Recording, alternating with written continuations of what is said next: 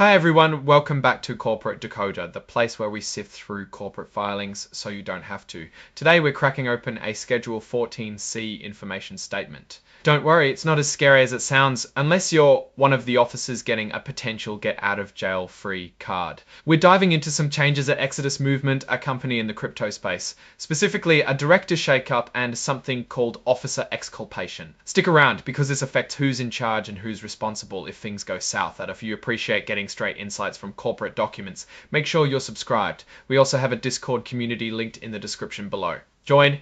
Here's the deal. Exodus didn't hold a big annual meeting where everyone votes. Instead, a group of stockholders who own a majority of the voting power, more than half, made some decisions using a written consent.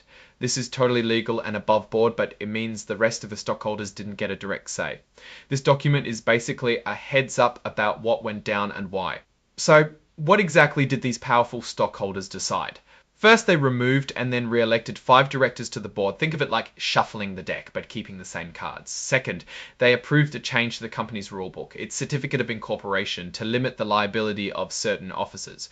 We'll get into what that means in a bit. These changes will be effective around mid-July of next year.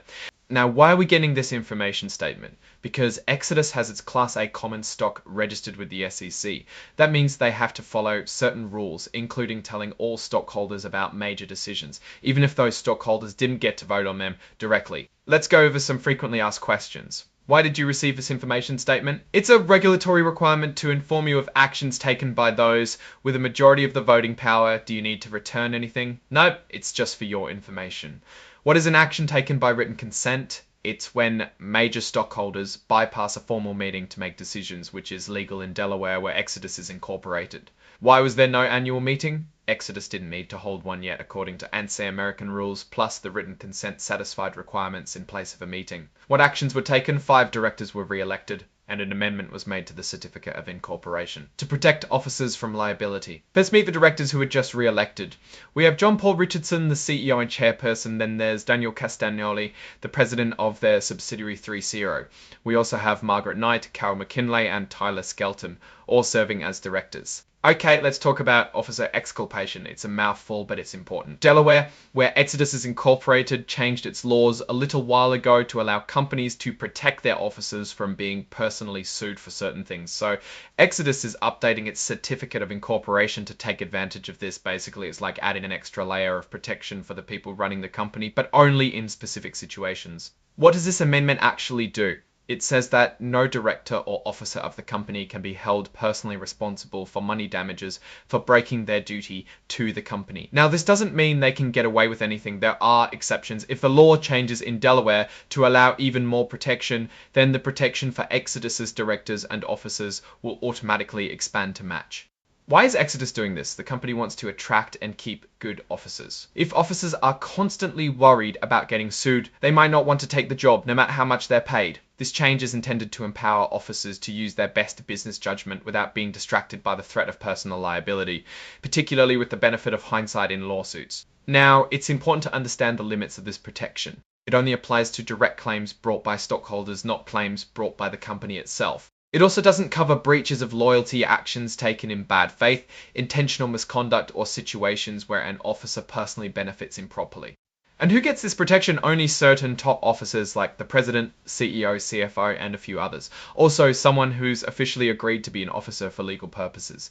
It is not a free pass for just anyone at the company. Now let's switch gears to corporate governance. Because John Paul Richardson and Daniel Castagnoli together control a large percentage of the voting power, Exodus qualifies as a controlled company under NYSE American rules. This means they don't have to have completely independent committees for things like nominating directors or setting executive pay.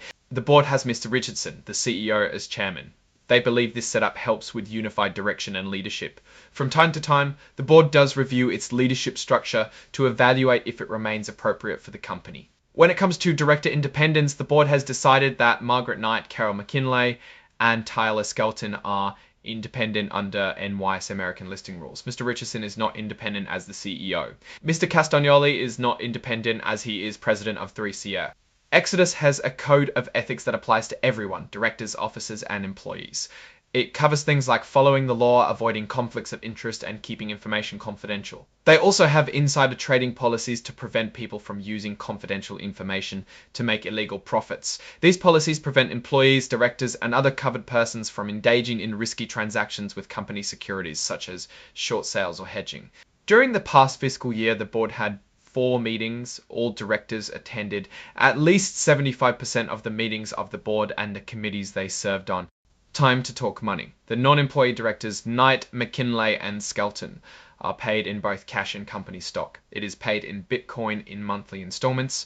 In the year, Knight earned $85,000 in fees, McKinley earned $50,000 in fees and $55,000 in fees and $55,000 in stock awards, and Skelton earned $41,641, $67 in fees and $27,500 in stock awards.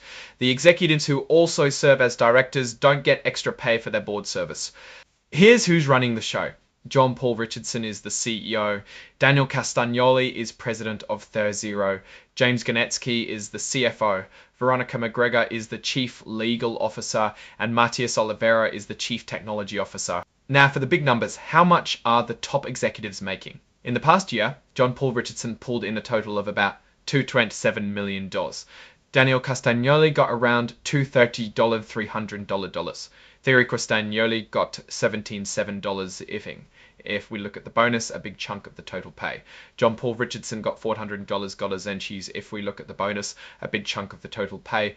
John Paul Richardson got $400, got $17.7 receiving over $17.7 receiving over $1.8 million.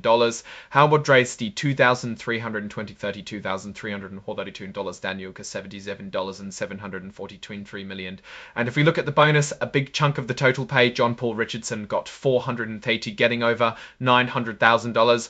Looking at outstanding equity awards, as of the end of the year, Richardson and Castagnoli each had unvested stock awards worth over $17 million, while Ganetsky had over $9 million in unvested stock awards. Let's talk about who owns the company. John Paul Richardson owns nearly 46% of the total voting power, and Daniel Castagnoli owns over 46%. Other notable owners include Clifton Bay Investments with about 6% of total voting power and Eric Voorhees with 1.9% of total voting power. The company has a policy for reviewing transactions with related parties, ensuring that any deals with executives, directors, or major stockholders are fair and transparent.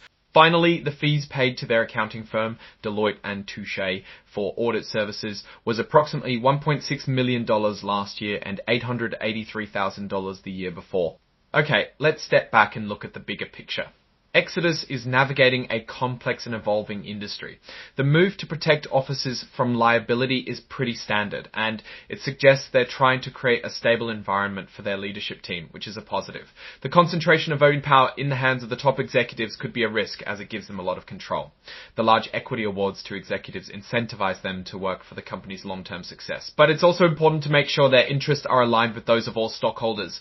Alright, that's our breakdown of this information statement. What's your take on these changes at Exodus? Drop your thoughts in the comments. If this analysis was valuable, hitting that like button really helps, and subscribe for more deep dives. Don't forget to check out the Discord in the description. Thanks for watching. See you next time.